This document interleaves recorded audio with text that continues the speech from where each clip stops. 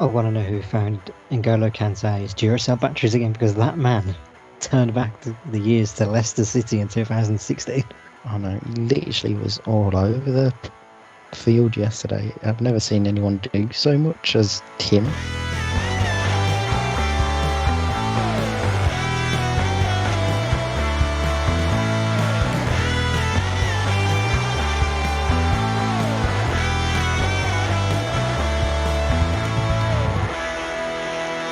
Hello and welcome back to the Off The Crossbar Podcast with myself, Regan Walsh, and my co-presenter, as always, Brad. How are you on this Thursday afternoon?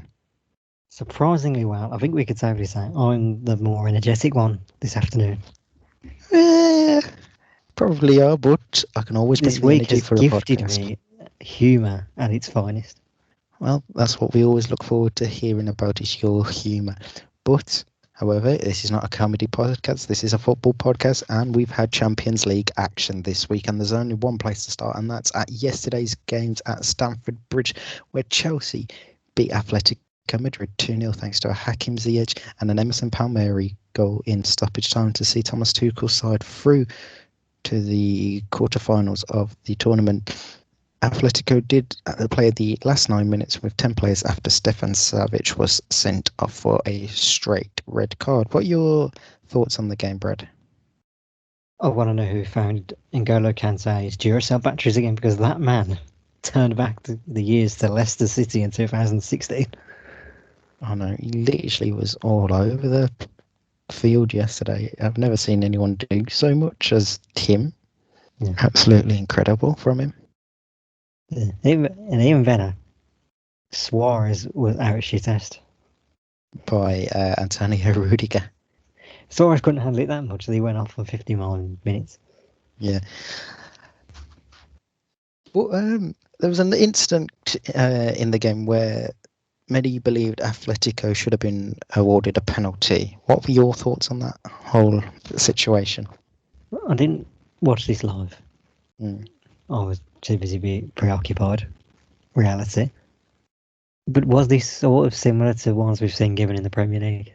Yeah, I've seen them given before, and as soon as I saw that, I thought, you know what, that's an instant penalty and should be given, but I was surprised that the referee didn't give it. But at the same time, I'm like, you know what, I'm actually not surprised, because they just seem to make their decisions left, right and centre.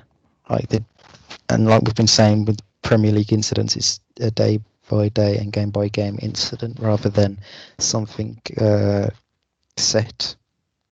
But once again, the Thomas Tuchel Masterclass worked in the favour of the Blues, and like we said, they're through to the quarterfinals. They'll find out their opponents on Friday afternoon, I believe, is when the draw is made. So it'll be 11 o'clock or noon. I can never remember, but I'll get to what I want from that one for Man City. Yes. Atletico again, though, not really looking good. I mean, I think I saw something earlier, like Suarez hasn't scored in an away game for so long in the Champions League now. It's actually getting quite strange how long he has gone without scoring away from home. And Atletico do seem to be on that blip, like we said about them in the league. They seem to be slipping, and they've obviously now slipped out the Champions League. But maybe that can switch their focus back on trying to run away with the league title. There's potential for that, I guess, but they'll be massively disappointed, because people, I think, would have had them as favourites before all this. Yeah, or one of the favourites winning the whole tournament.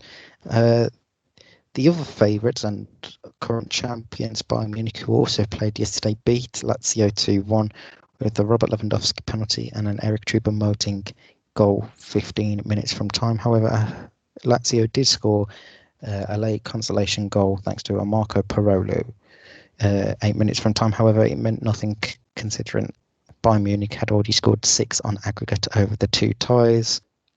I mean, it's just easy for them, wasn't it? It was always going to be.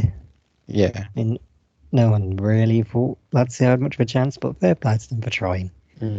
Lewandowski's now scored 39 goals this season in all competitions, and it's just an unreal feat for Lewandowski. I mean, I don't even know what to say about him anymore. You do run out of superlatives for him, considering how crazy and consistent his goal scoring reign is at Bayern Munich. His hair's getting a bit outrageous there. I mean, I'm not one to talk. Well, yeah, as I say. But I mean, that's lockdown for you. Not a lot you can do. The status of mine is now currently Zac Efron High School Musical. Which one? 1 or 2 or 3? It's 1 and 2. He has that like boneless bowl head cut. Yeah. Elsewhere on Tuesday, the other English side that got through were Manchester City after beating Borussia Mönchengladbach 2-0 on the night and 4-0 on aggregate, with Kevin De Bruyne and Ilkay Gundogan scoring the goals early on in the first half for Pep Guardiola's side in a tie that saw them win 4-0. Again, easy game for Man City. Yeah. Pretty Gundogan and De Bruyne just doing what they've been doing the last few months.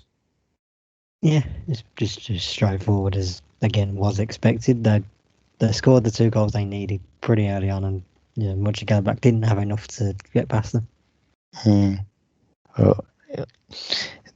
Guardiola's side can still go for the quadruple. Whether they will do it is another question this season, but it is certainly still up for grabs. And the final game that's taken place and the final team to go through were Real Madrid after they beat Atalanta 3-1 on the night and 4-1 on aggregate, with a goal from Karim Benzema, a penalty from Sergio Ramos, and a Marco Asensio goal 6 minutes from time, a minute after Luis Muriel did pull one back for the Italian side. Karim Benzema he's still so really good, isn't he? It was weird that this conversation came up only just this week. And he's still been doing it for a few years now. Yeah, he does it at a consistent basis, and I think because a lot of, well, obviously Ronaldo and Bale have now left, the attention in that Madrid team has seemed to have fallen off the forward, so Benzema himself, and it's gone on to the midfield, the defence, and obviously Eden Hazard, who has missed yet another game through injury for Zidane's side. But Benzema is just quietly going under the radar and still doing the job that he needs to do. Yeah, and that's what Real Madrid have needed, if anything. Yeah, it's definitely helped them along the way in both the league and cup competitions this season. So like we said, the draw will be made on Friday afternoon, with the teams that are qualified are Juventus. Sorry, what? No, sorry, Porto. That was my bad. Porto, Dortmund, Liverpool, PSG, Real Madrid, Manchester City, Chelsea, and Bayern Munich. I didn't realise you were at that Porto press conference now asking questions. Like, just the disrespect you've just shown to them. Yes, that was my bad. Do you want my dream draw right now? Go on then, what would be your... Coming at this from the media perspective, the scenarios, the story angles. We must get Chelsea versus PSG. For the Thomas Tuchel derby. We must have Dortmund versus Man City. I'm trying to remember what the other ones who was there. So Bayern Munich, you just said. But who do you want Porto to face? I remember now. Liverpool must face Real Madrid. For the Xabi Alonso derby. No, just for revenge. The Ramos and all that stuff. And that means you want Dortmund to face Porto. No, I said Dortmund, Man City. I thought you said Bayern Munich, Man City. Actually, no, that would make more sense. Yeah, so you said Bayern Munich versus Man City. I was going off what people were on Twitter, but yeah. No, Bayern against Man City sounds way more better. Exactly. But obviously... I just wanted Haaland to destroy Man City, to be honest. Well, yeah, but we want him to get as far as possible in the tournament, and we don't want him... We want Haaland destroying the quadruple. Oh, that would be dreams. What dreams are made of. We do have Europa League action for the English sides tonight. Arsenal are playing against... I've completely forgotten who Arsenal are playing. Olympiacos. Tottenham play Dynamo Zagreb, and Manchester United take on AC Milan. A reminder of the scores in the first time: Man United versus AC Milan is 1-1. So Arsenal. we have to mention the Europa League because Man U are in it. No, I'm just mentioning it because I don't think we've ever done that before. No, we never mentioned the Europa League. Genuinely haven't. Okay, well, this is the first. There's a first time for everything. Arsenal. When Man United go out tonight, there will be no mention of the Europa League ever again. Arsenal lead Olympiacos 3-1 on aggregate, and Dynamo Zagreb are losing 2-0 to Tottenham on aggregate in their game. With the quarterfinals draws for that also being made tomorrow after the Champions League draw has been made. Right. Zlatan is coming back to haunt you. Zlatan is going to come back and haunt you. I doubt that, although he is back in the squad. We have some Premier League action to look forward to this weekend. On Friday evening, we get underway at Craven Cottage between Fulham and Leeds. Leeds currently sit 12th place in the table, 10 points ahead of Fulham, who are in 18th. But like we've said before, Scott Parker's side are starting to look decent and putting up a good fight to be in a bid to survive, and could do something this weekend in this game, I feel. Definitely not an easy win on the cards for Leeds, you'd have to say. No, I feel like people would rate Fulham more with this, given Leeds' inconsistencies. Yeah. But I fully believe draw is written all over this one, in a way. Okay. On Saturday... But we're not on the predictions league yet. Yes. On Saturday, we have the one game in the Premier League between Brighton and Newcastle. That's at 8 o'clock from the Amex. This is a real six-pointer, considering if Fulham win on Friday night, this game could potentially see... Well, Newcastle will be in the relegation zone if Fulham win. And a point shared wouldn't be enough for either side, realistically. So you got to say both teams have to win it, but I'm not even too sure who I'd say is the early favourites looking into this game. For me, it's Brighton. Like, that win against Southampton was massive to them. Yeah. And this is... It's more than a six-pointer. You think so? I know, so being around this situation, you beat those around you. It feels massive. It gives you that momentum to start building on a run. And it's a confidence booster. Definitely. Yeah, I think I'd agree with you. Give Brighton the slight edge in this one heading into the game. And then on Sunday, we have two games to look forward to. At 3 o'clock, we have West Ham versus Arsenal from the London Stadium. West Ham are in 5th place on 48 points. Arsenal in 10th on 41. I don't know how to call this game. So obviously, West Ham will just United, where they lost 1-0.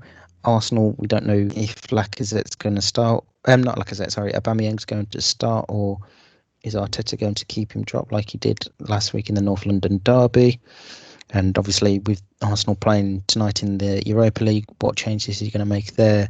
And then looking forward to Sunday afternoon's game. I think then, if Arsenal lose this game, you can definitely write off their top 6, 7 hopes. Oh, I did that ages ago. Really? I mean, there's still a chance for them to get top 7. I mean, they're only 5 points behind Everton at the minute. So they could still get it. You never know with the form Everton, and you never know what Villa are going to do for the remainder of their games. And speaking of Tottenham versus Aston Villa, they close off this weekend's fixtures in the Premier League at 7:30 on Sunday at Villa Park.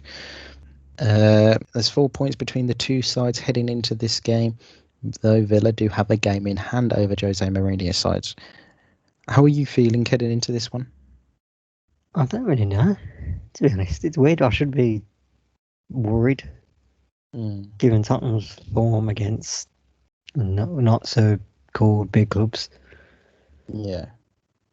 But I guess the best way to put it is the melting pot is in the centre, and now we're throwing in the spice that is Villa's current form.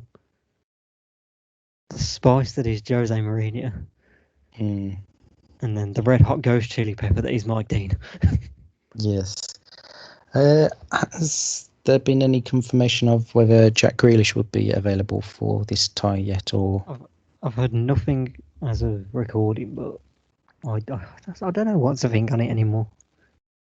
Just because nothing concrete seems to come out on it. But I'm sure we'll find out from the England squad announcement Grealish's current injury plight. But that's for the end of the show. Yes, which Gareth Southgate has announced in the last few minutes as I'm recording, but like you said, we'll get to later. Tell me nothing. We also have FA Cup action to look forward to this weekend. Bournemouth play Southampton. I would look forward to. You will not be giving a shit. Oh, I won't be watching it. I'll be doing other stuff on Saturday and Sunday. Bournemouth play Southampton at 12:15 on BT Sport for this first tie. Obviously, there's a division separating the two sides, but there is obviously the rivalry with how close the two sides are to each other.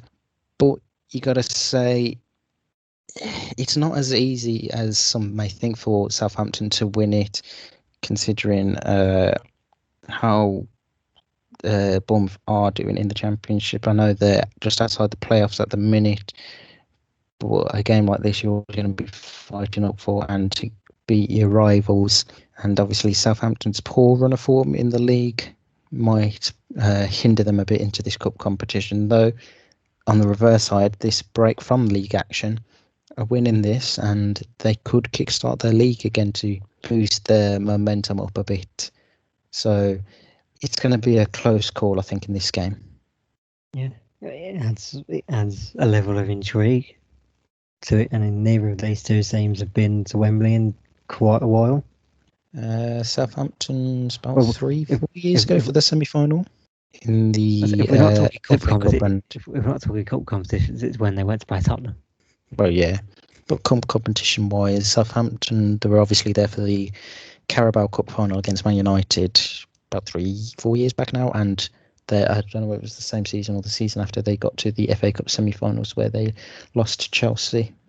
And Bournemouth, I can't remember the last time they got played at Wembley in terms of a cup competition. The second game on Saturday is at 5:30, again on BT Sport, between Everton and Manchester City. If this was a league game, it'd be a very interesting game to watch. Man City, obviously, are in incredible form, only lost one of their last 8 or 9 games in all competitions and look phenomenal. Everton, again, their ups and downs, and it's the first FA Cup meeting between the two sides since the 1980-81 quarter-final, with Man City winning 3-1 in a replay en route to the final that year. How are you looking at this one? I'm going into it. I feel this is just Man City to lose again. I don't feel in the wrong in saying that. Yeah. Because while Man City are in the later stages of any competition, you're going to rate them pretty highly as favourites. Yeah. And I think Guardiola will probably play a strong squad. I think if Gundogan is doing what he's still doing, the B team. Yeah, if Ilkay Gundogan does what he's been doing over the last few months, I think it's going to be hard for Everton to try and stop them from scoring and him putting on another great display. On Sunday, we have 2 more ties. At 1:30, it's Chelsea versus Sheffield United on the BBC in the United Kingdom. Again, you got to say this is Chelsea's for the taking. Sheffield United are in awful form. They're obviously under a new caretaker manager for the rest of the season. Chelsea are still unbeaten under Thomas Tuchel. I think all these cards are just writing yourself for an easy Chelsea thrashing here. I wouldn't be surprised they didn't thrash them. But I don't see Sheffield getting something from this. No, I mean, Chelsea have won 4 of their last 5 FA Cup ties against Sheffield United, with the first such between the two sides since 1992. But you got to say, for me, Sheffield United aren't going to have any chance in this game. And then the final game of the FA Cup quarter-final, again, it is on the BBC and 5 o'clock, and that comes from the King Power Stadium as Leicester City host Manchester United. on paper, I think this is going to be a really close game. I'm not too sure which side will win it, but I don't even know how to call this game. I think it's going to be quite close, depending on how Man United do this evening against Milan in the Europa League and what side he goes for there will be interesting. I think more revealing of what we expect for the game against Leicester on Sunday evening. Yeah, I still feel like you should be winning it, whether they care about it or not. Yeah, I think they do want to break this hoodoo of becoming like cup competition, like quarterfinalists, semi-finalists, and not actually getting to a final and winning a trophy under Solskjaer. And I think they will want to break that voodoo as quickly as possible. And obviously, this is the perfect time to do it in this cup competition. They definitely have a chance of going through and winning the whole thing, but again, it's just what Manchester United show up on the day. Right, we have you to do the predictions league now. Yeah, pretty simple list this week. Not many fixtures, obviously, in England of any notoriety, or in Europe. That matter. It was quite a tough pick. But we start with Fulham against Leeds. I'm gonna go Fulham to win this game 2-1. I have 1-1. Okay, game 2. The relegation 6-pointer between Brighton and Newcastle. I don't even know how to call this one. I think it's gonna. I really do see this being as close as can be. And for that reason, I'm gonna go 1-1. 1-0 Brighton. Okay, and the final game from England. West Ham versus Arsenal. Well, with Jesse Lingard coming back into the side, I'm going to go for a West Ham 2-1 victory. And I will match you in 2-1 West Ham. Okay, and the 3 wildcard games. Starting in Italy. This weekend sees Roma take on Napoli. Oh, that is going to be a very, very interesting tie to keep an eye out for. And I'm going to go with a Desmond 2-2 in that game. 2-1 Napoli. Okay, game number 5. A pretty big fixture taking place in France this weekend. It's Lyon versus PSG. Is this game still going ahead? Because there was rumours the other day that PSG had to shut down. I don't know whether it was the men's or women's teams. They had to close their facilities due to COVID cases. Consider I came up with this on the Thursday morning. It was on when I last checked it. Okay, let me just do a quick check because I know this was meant to be a tie between the two women's sides at the weekend, and it got cancelled. The standard of the rest of the fixtures isn't very good compared to this one. So, right, let me just have a quick. Is it still going ahead? Yes, seems like it's still going ahead. I'm going to go with PSG to win 3-2. I say 2-0 PSG. Okay, and the final game for this weekend? We have first versus third in the Turkish Super League. It is Besiktas against Fenerbahce. Is Besiktas top? It is. I'm going to go Besiktas to win 2-1. Just because, yeah. Well, I'm going to say 2-1. Okay. So that is the predictions for this week's sorted. A reminder that you're on 80 points heading into this week's games, and I'm on 114. Now, before we come to, did you see that? We'll head over to the world of women's football. And this week, Everton announced that goalkeeper Sandy McGeever had signed a new contract until 2023, and yesterday Manchester City announced that Demi Stokes had signed a new contract with the club until 2024. We've also had some games being played yesterday for us on Wednesday. Chelsea beat Everton 3-0 with goals from Melanie Leopold, Pernilla Harder and Fran Kirby for Emma Hayes' side as they continue their charge for the title. Man City put 3 past Bristol City with Sam Mewis, Ellen White and Caroline Weir getting the goals for Gareth Taylor's sides as they keep on the pressure with the top of the table. Brighton and Hove Albion beat Aston Villa 2-0 thanks to Aileen Whelan and an Anessa Cargman penalty 9 minutes from time as Hope Powell's side gave themselves a bit of breathing space at the bottom. And the final game that has happened was between West Ham United and Birmingham City, finished 2-2.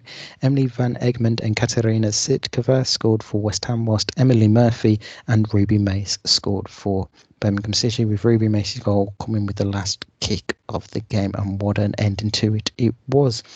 We still have Manchester United versus Arsenal to take place on Friday evening at 6:30. And also earlier on this week, Manchester United announced a game against West Ham United the following week. So the 27th of March will take place at Old Trafford. So that game is to kick off at 11:30, which is some great news in the world of women's football. Elsewhere, England Lionesses have announced a couple of more fixtures. Go on, I'll let you shoot in. Well, I had a joke for Arsenal Man U, but carry on. So they've confirmed that they have 2 more games to come up.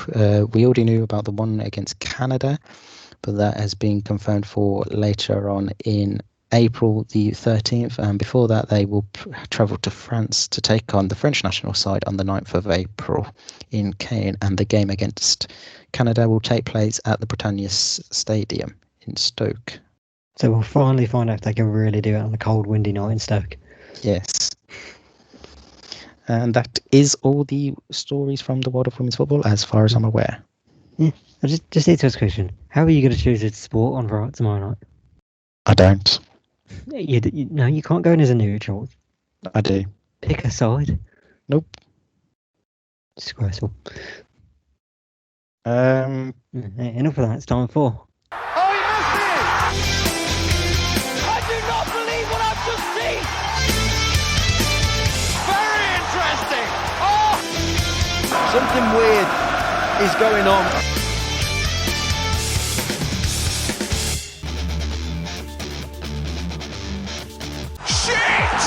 Did you see that?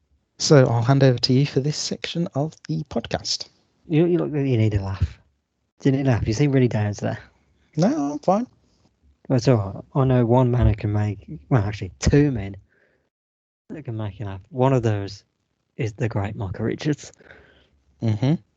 So, obviously, not many of us were watching the CBS coverage of the Champions League last night, but they were doing Bayern. Because judging by the background.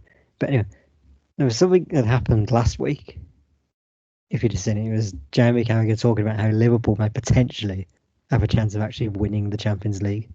We just followed Michael Richards saying, like, what do you mean? And then just Carragher just finishing Richards, but like, well, you wouldn't know what that feels like. So but this week, Richards popped back in the best way possible.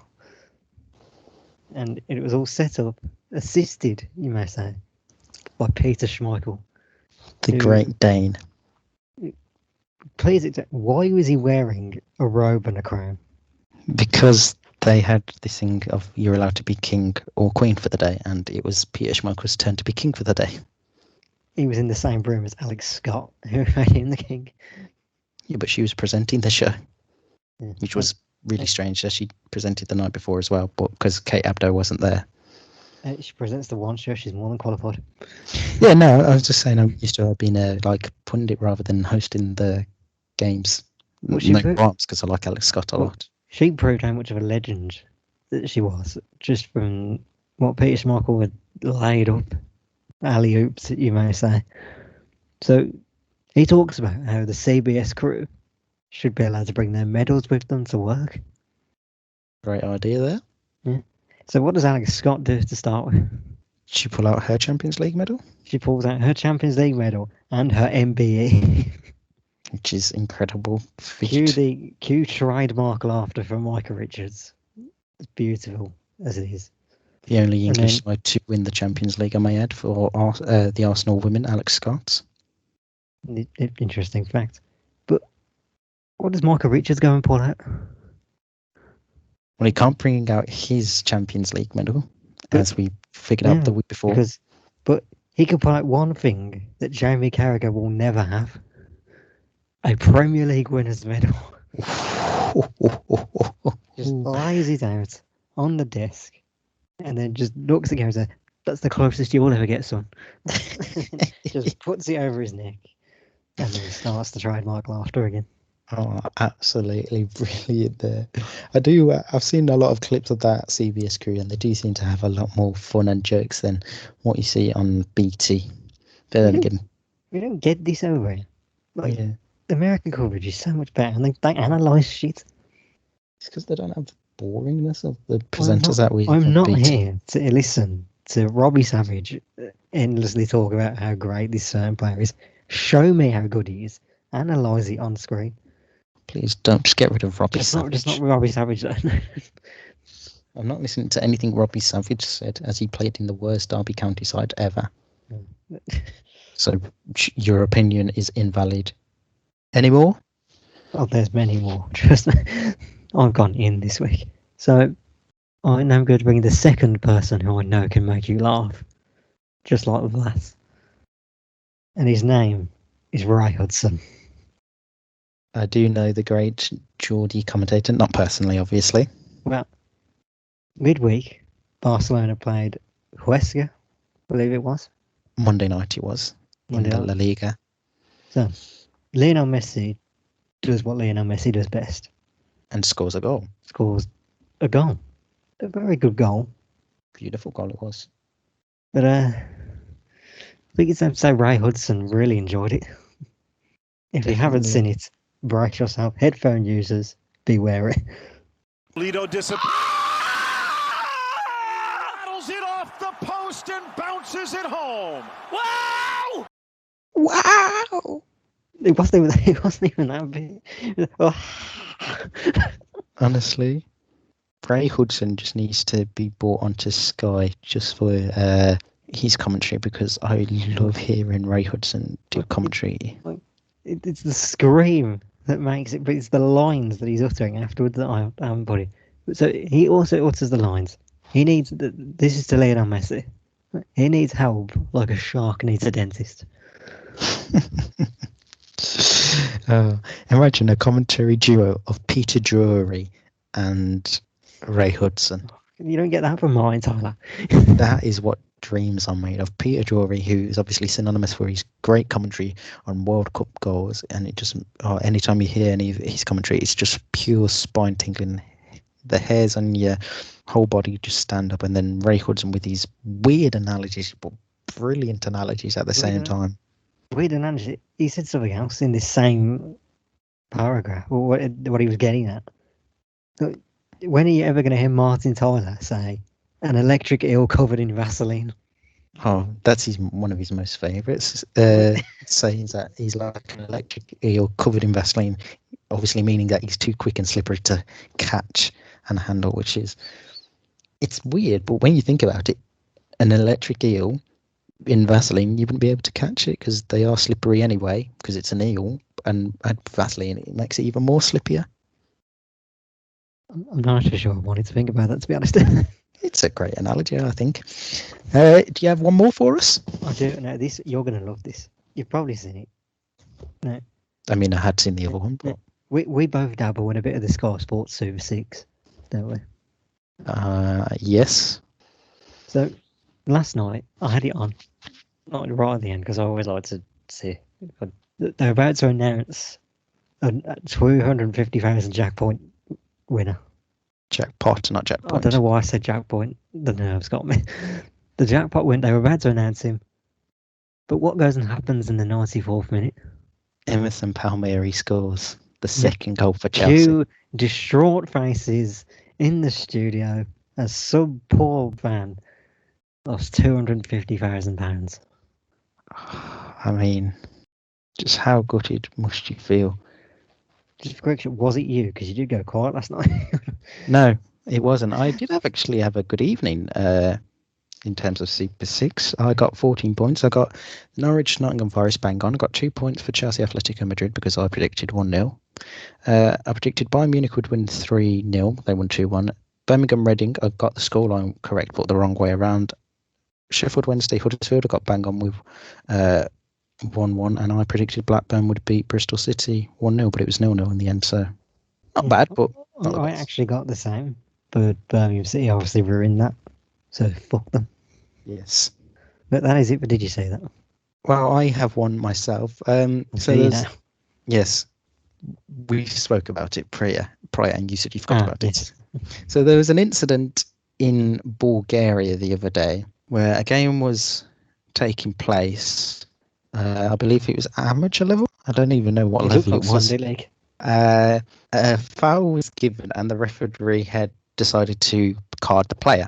Which, I mean, I think for the foul, if you'd seen it, deserves it. I hadn't seen the foul when I saw the clip, so I couldn't judge it. And then the team that the player was booked for got so angry, they started chasing the referee around the pitch. He then had to flee the pitch and run into the car park after getting chased by the players of the team and management staff as well. I was like, if that isn't the most Eastern European thing you could ever think of, I don't know what is. I was watching it. I watched it, and then just at the aftermath, I was thinking, did he make it out alive? No idea. We'll never know. You just expect at the end of that, when he starts running, the Benny Hill music to come on. Absolutely brilliant. Oh. Right, before we finish, as we said a little while ago, Gareth Southgate has announced his squad. Before we get to, because I want instant reaction on it, but I just wanted to talk about the potential merging of Belgium and the Eredivisie leagues. Yeah. So that is so weird if it happens. So what has been announced for what I'm gathering is the professional clubs in Belgium have proposed to merge with the Eredivisie clubs from 2025. I think it's the TV rights in Belgium are set to run out the season before, and that's why they want this potential merger to go ahead.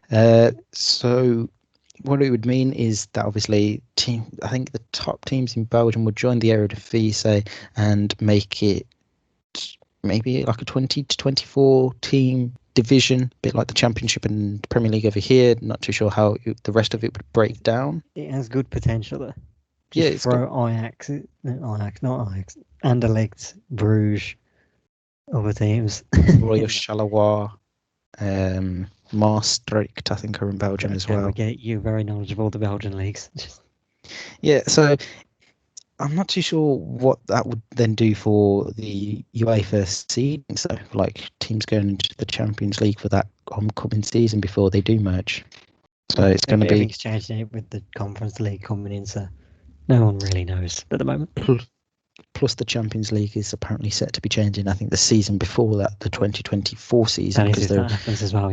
Yeah. So that is all a lot of more change that could come up, but it's definitely one to keep an eye out for the future in terms of how that progresses. And there's no account, obviously, whether that would happen in the women's leagues as well, but it does seem to be the slow start give ahead for the men's league. So as we were mentioning before, the England squad has been announced, and I'll run through it now. I've just seen one player's in it. Oh my god. The three goalkeepers are Dean Henderson of Manchester United, Sam Johnson of West Bromwich Albion, and Nick Pope of Burnley. Obviously, Jordan Pickford is in it as he's ruled out with injury. The defence are Ben Chilwell, Connor Cody, Eric Dyer, Reece James, Harry Maguire, Tyrone Mings, Luke Shaw, John Stones, Kieran Trippier, and Kyle Walker. Shame no Consa. Honest. Again, how many fullbacks is that? 1, 2, 3, 4, 5 fullbacks. Yeah, we carry on. We'll analyse it when we finish it. Midfield, he has Jude Bellingham, who owns his first call-up to the first team. Phil Foden, Jesse Lingard, who's been recalled for the England team for the first time in 2 years. Mason Mount. a first call up for Calvin Phillips, is it? Or was it a second call up I to believe Calvin? For Calvin? it was second or third. Okay, Declan Rice and James Ward-Prowse, the free kick maestro. And then the forwards are Dominic Calvert-Lewin, Harry Kane, Marcus Rashford, Bukayo Saka, Raheem Sterling, and Ollie Watkins. Decent squad, can't complain about it too much. Oh, I mean, I'm not. it's just missing a Jack Grealish and an Ezri Konsa. And I'm a not target, interestingly. I'm not going to watch the England game, or games. Like, it's not an awful squad. We could pick out names that probably would miss out because of injuries. Sam Johnson would usually miss out. Yeah, I mean, good fair to him getting in it. He has been pretty good, I think, for West Brom. Yeah, it's not like he's been the worst good player, but it's because the West Brom are doing bad. And the 3 games for England that these are Carry on, John. For the 2022 World Cup qualifiers that obviously takes place in Qatar, and the games that England face are San Marino, Albania, and Poland. The group games, or the games, start on the 25th of March when England host San Marino. Then they head to Tirana to face Albania on Sunday the 28th of March, and it accumulates on the 31st of March when they host Poland at Wembley Stadium. Right, go on. Yeah, just looking for this. Let's be honest, how is Eric Dyer still anywhere near it? He loves Eric Dyer. Yeah, but realistic world, Konsa's in ahead of him. Yep. There's 3 right backs in there, isn't there? Although it's weird because he might play that 3 at the back again, so Kyle Walker's pretty much centre back. But in my book, Mings shouldn't be in it. It should actually be Konsa. Yeah, out of the 2 Aston Villa defenders, I would definitely go with Ezri Konsa over Tyrone Mings, because I think Mings has made more mistakes recently and hasn't looked as good as Ezri Konsa has. Mings has still been alright. Like, he's not been as bad as it's been completely made out, but it's not. Oh yeah, he's not having an awful time, but out of the 2 Villa defenders, you would lean more, as a Villa fan and even as a neutral, you would lean more towards bringing Ezri Konsa into it rather than Tyrone Mings at this current stage. But then again, they should both be in it ahead of Eric Dyer, so I don't know how he's gotten into it. Yeah, and midfield wise, let's be honest, 2, maybe 3 or 4 of them probably won't make the Euros. We're being realistic. Ward-Prowse probably isn't. Yeah, Calvin Phillips isn't. Shouldn't go. And I don't think Jesse Lingard will go. You got to think who's missing. That Henderson, Grealish. Mm-hmm. Is Henderson going to be? Is Henderson going to be even fit in time for the Euros? No one really knows, do they? So, and forwards wise, I don't think there's probably Sancho as well. Yeah, which is. Well, I mean, I know he is injured, but it's surprising to see Jude Bellingham included, not because of his age or anything, but apparently Dortmund didn't want him to go because I think he might have to quarantine afterwards after getting back because of the travelling from Germany. I thought they didn't want him going. Yeah, I thought that was the whole thing, but obviously Southgate has managed to convince Dortmund, and Hans-Joachim Watzke, I think, is the chief technical director at Dortmund, to allow him to join. Well done, Ollie Watkins. Yeah, thoroughly deserved. He's been incredible for Aston Villa since joining in the summer. Poor Patrick Bamford. I mean, I know who I'd choose out of the 2. Yep.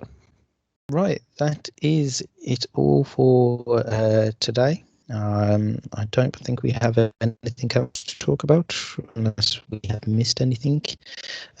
We will be back at the start of next week to review all the action in the FA Cup, the Premier League, and also the WSL and wider world of football, if anything else does happen. And until then, make sure you like, comment, and subscribe if you are watching or listening to us on YouTube. Make sure you give us a 5-star rating if you're listening to us on Apple Podcasts, and download us if you are listening on Spotify or elsewhere. And until the next week, it's goodbye from me and goodbye from Brad. See ya. And goodbye from Ray Hudson.